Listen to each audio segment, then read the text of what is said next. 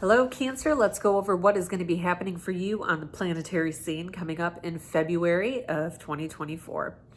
Now, what I'm looking at here, right, is where Aquarius lands in your chart. And for you, it is in the 8th house.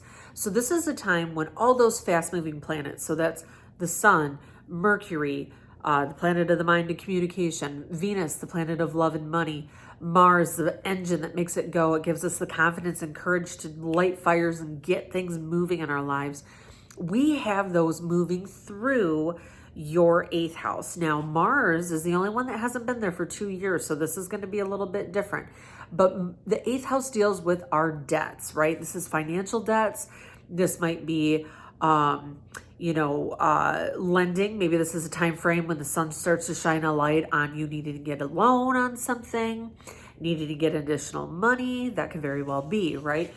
But the 8th house deals with a lot of the darker aspects that we don't like to talk about normally, right? That's trauma, death, loss, crisis, psychological issues, addiction, things like that too, right? The difficulties that happen in life.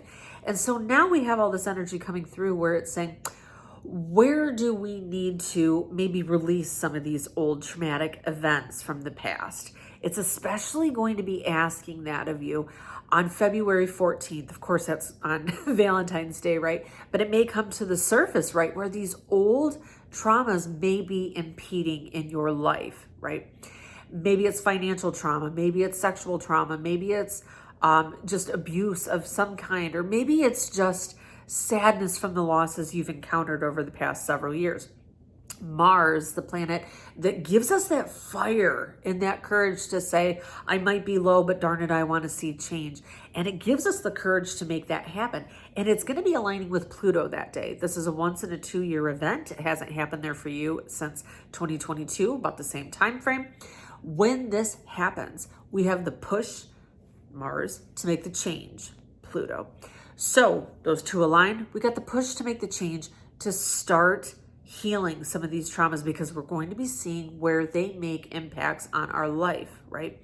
Now, the new moon is also happening there. So if you do want to, maybe you see those realizations and you want to make the change, right? February 9th is that new moon. That's when we manifest the changes that we want. We manifest what we want to see. That's the time frame to just tell the moon on that day, hey, I see these things and I need your help and guidance in order to move forward. Show me some signs and symbols on what it is I need to do, what I need to release to move forward, right? Then we do these things, right? And we see that at the full moon this month is going to be on February 24th.